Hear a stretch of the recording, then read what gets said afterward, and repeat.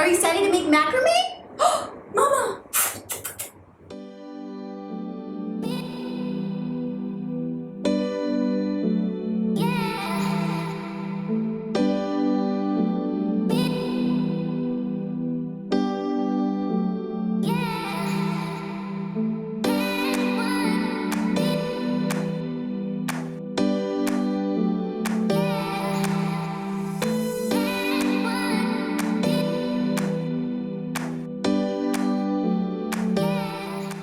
It's MaCenna, and if you watched my first video where we transformed a not so exciting IKEA table into a concrete and white desk for my office, you know that I'm completely renovating my office slash guest room slash whatever else room it's going to be into an office and guest room that I absolutely love. So I'm so excited about this next project because we are going to be making a macrame wall hanging that's pretty big. And we're not just making any macrame wall hanging, we're going to be also dip dyeing it. So I'm super excited. I think it's going to add a lot of color and texture to the room, and it's gonna make a big statement. So once we're finished with the wall hanging, it's going to measure 5 foot wide by 3.5 foot tall. So I'm excited to get into this project. And kind of a weird thing, I've never made a macrame wall hanging before. And that's really odd because I love them, they're beautiful, and they've been trending and in homes, especially in California, for like, I don't know how many years now. So it's super weird that I haven't made one already. It's super weird that I don't own one already, but that's all gonna change today because we are gonna dive into this project. And I don't really know how long it's gonna take because it's pretty big. I mean, I've seen big macrame wall hangings before, but for the first macrame wall hanging that I'm making, this is gonna be pretty big. Dive into what supplies you're going to be needing for this dip-dyed macrame wall hanging. So first things first, you're gonna need a stick or a pole, something to support and act as the top of your macrame wall hanging in order to hang your yarn from. So I picked up this stick in downtown LA for about $10. You can probably find a stick like this on the side of the street, honestly, or in the forest if you have one of those. This pole in particular is about 7 foot wide, so we're actually going to be cutting it down to a little over 5 feet in order to better accommodate the wall. Next, you're going to need your yarn. So I picked a 4mm yarn. That's the diameter and the thickness of the yarn. You'll see that they come in lots of different sizes, but 4mm is a pretty good middle ground and a great size to start your first macrame project or any project after. So a question I was asking myself when I was starting this project is, how much yarn am I going to need? Right? Because this is going to be a pretty large macrame wall hanging. So once you start knotting it and making a pattern, it's going to shorten the strands a lot. So how do you determine how much you're actually going to need, right? So I looked a lot online and came across a tip that said you should make your yarn length 4 times the length that you want your finished wall hanging to be. I came up with a kind of complicated, kind of simple formula for you to determine how much yarn you're actually going to need for your project as well. So in that case, once I did the math, I determined that I was going to need 4 spools of this natural cotton yarn that are each 120 yards long. So that's 480 yards in total. Next, you're going to need a tape measure, something to measure out the length of your yarn so that you can cut them all to size. You're going to need some scissors. If you're going to be dip dyeing your wall hanging like I am, I recommend using RIT fabric dye. And a cool thing about RIT dye is that, you go into the craft store or look online and you may only find a handful of colors, but RIT dye actually gives you a color swatched palette that you can make over 500 or something different colors by mixing their colors together. So on their website, if you go to ritdye.com, you can pick a color swatch and they'll tell you the exact formula that you're going to need and what colors you're going to need to do it. So the color that I'm going to be creating is called Crab Apple, and it's this beautiful kind of mauve-y pink salmon coral color, which I think is going to add some soft color to the room. And in order to make that, RitDye.com said that I was going to need the color coral, and then I was going to mix it with cocoa brown. So in order to mix up your dye and dip your wall hanging into it after it's mixed, you're going to need a pretty large bucket, depending on the size of your wall hanging. So I just picked up the largest bucket that I can find.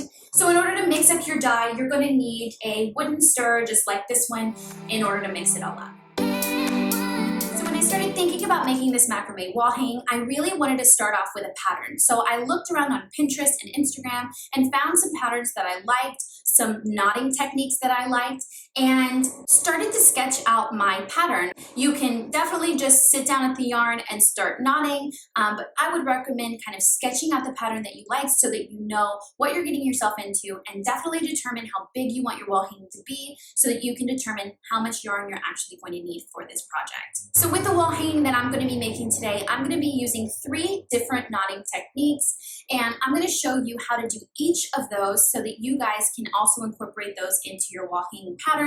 And if you want to incorporate other knotting techniques, just jump online. There's tons of tutorials on different knotting techniques that you can incorporate into your design. The first knot that you're going to be using is called a lark's head knot, and this is going to be the easiest knot of the 3 that we're going to be doing today. You're going to simply fold your yarn in half, creating a loop at the top, and then fold over the top of your polar stick, and then pull the tails of the yarn through the loop and pull tight. You're going to continue this along the entire length of your pole using all of the yarn that you need for your project, and then just create a nice even space between each one. The second knot that you're going to be using is called a double half hitch knot, and this was the most difficult knot for me for sure. You're going to be using the side yarn pieces, the side strands, as your guide strands, as I like to call them. So the easiest way for me to wrap my head around this is to tie the guide strand across in a loose knot so that I don't even mess with it at all, and so it just stays there as an anchor. Then you're going to take your second strand underneath your guide, and you're going to loop that on top of your guide strand, creating a little loop, and it's going to sit on top of that guide. Then you're going to create the second part of the double knot and simply pull it over and through and tie it tight. You're going to continue this with the second strand, doing it twice, so over and through, and then one more time over and through.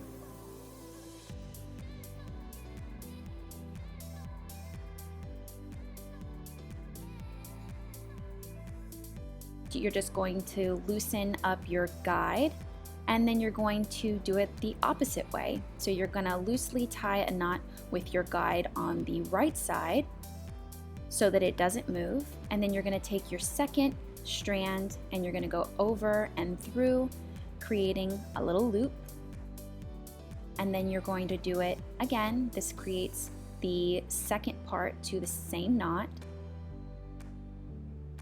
and then grab your third and final one, over and through, creating a little loop, and then one more time, finishing that knot, over and through. Then release your guides. You're going to complete it by attaching them together, and you can pick either side. You can go either way. So I picked the right side. You're going to go over and through, and then the final knot is over and through, and tie it tight. Our third and final knot is called a spiral knot, and you're going to be using your center 4 pieces of yarn, keeping the center 2 together.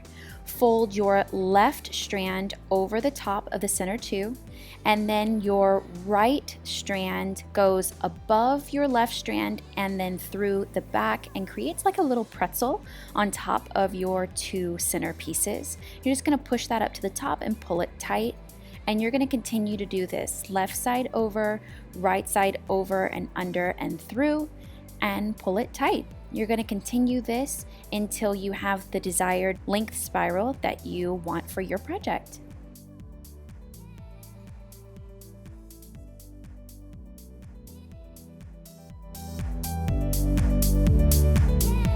So the first thing that we're gonna do is cut all of our yarn to length and then get started on our project. Yarn has a tendency to unravel and fray, and it can be really hard to work with once this happens. So an easy fix for that is to take a piece of Scotch tape and wrap it around right where you want to cut it, and just roll up the tape really tight, and then take a pair of scissors and cut your yarn right there in the middle. This way that it creates this clean edge and it won't unravel, especially when you're working this much with the yarn. Now we're going to get started with our pattern, and you're going to start off with your lark's head knot, and you're going to add all of your cut pieces of yarn to your stick, spacing them pretty evenly until you're finished.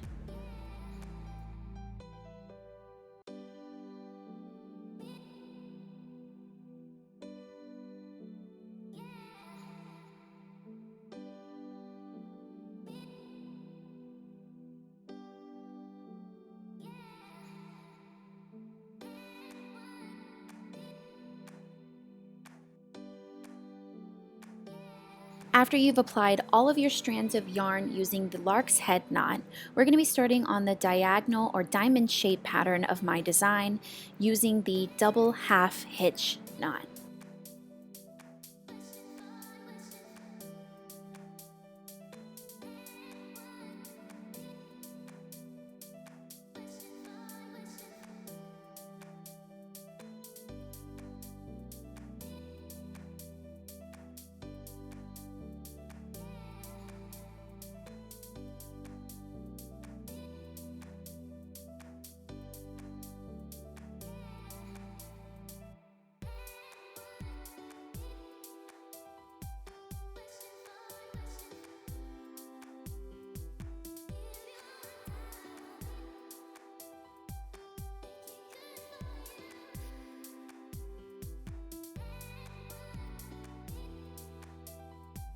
My pattern has a double row of the double half hitch knot along the top, so we're just going to snug another row of it right underneath the first one.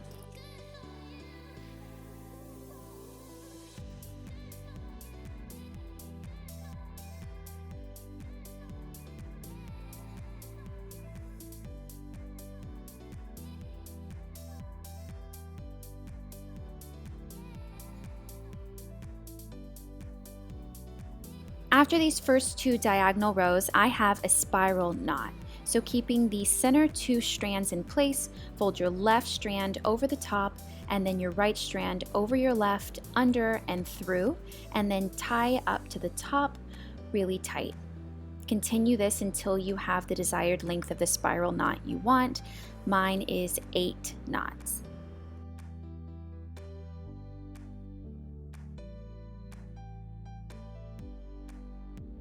Underneath my spiral knot, I have 4 additional rows of the double half hitch knot, so I'm just going to continue along with the pattern all the way across my macrame wall hanging.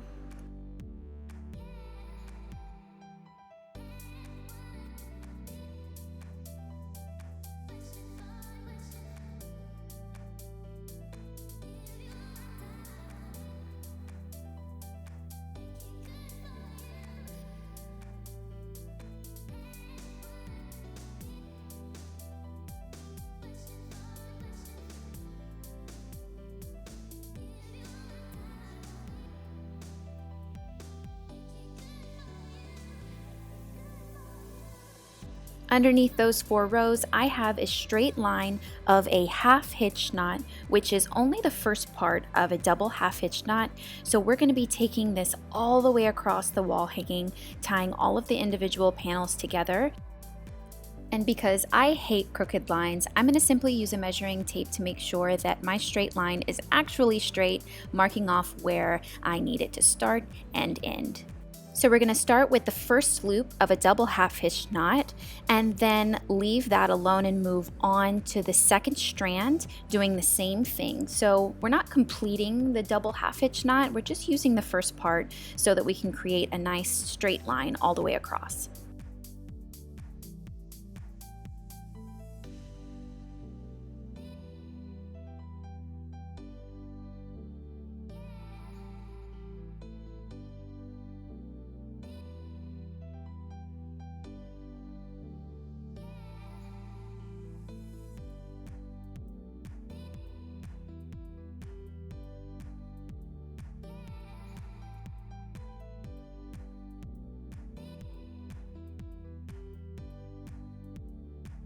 Next, using the same half hitch knot, my design has a slight wave look to it. So we're going to be using that same knot and then just kind of randomly making a wave pattern, curving up and down to make it kind of abstract.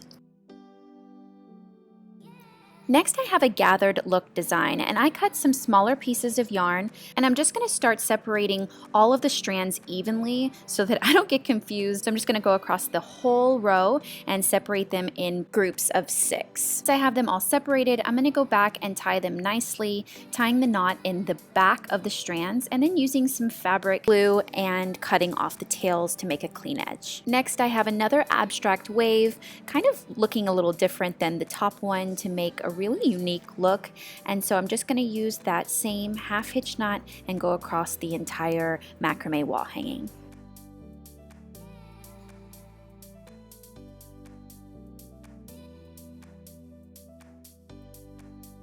Now that we've finally completed all of our knotted pattern, we're going to be trimming up the bottom, and it's going to be diagonal towards the center, so it's going to be 3.5 feet in the center and 3 feet on each side. I did end up leaving the strands a little longer because the weight from the excess yarn on the ground was kind of making it spiral up and making it fray a little bit. So I left it a little longer, and we're going to trim it up after we've completed all of the dyeing process as well.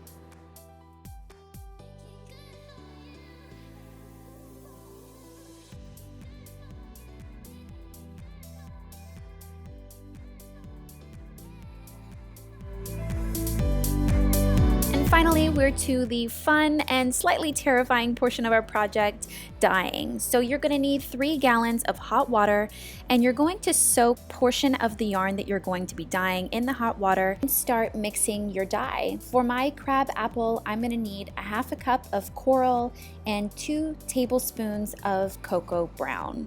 So I'm just going to put it all into the hot water and mix it up really well, and then start the dyeing process. So I broke this up into 2 portions. I'm going to let it sit for about a minute and then slowly start to move the yarn around, taking it further up and up and up, letting less of it touch the dye so that it creates the dip dyed effect, and then move on to the other portion doing the same thing, squeezing out all of the excess going from top to bottom. I was a little scared to get too close to the knots, so I'm just going to take a sponge and then dip it into the dye, and then using my hands just kind of blot and move up towards the knots as close as I can get, really creating that lighter color of the dip dye. And then after that, we're just going to let it dry for a couple of hours.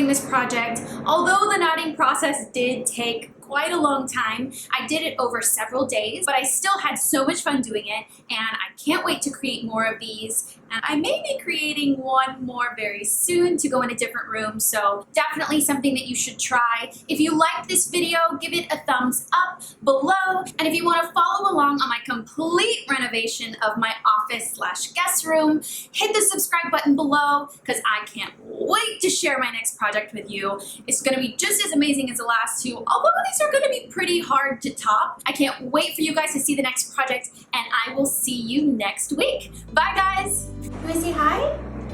Say hi, YouTube family. Hi, YouTube family. I'm so excited about this next project that we're going to be working on.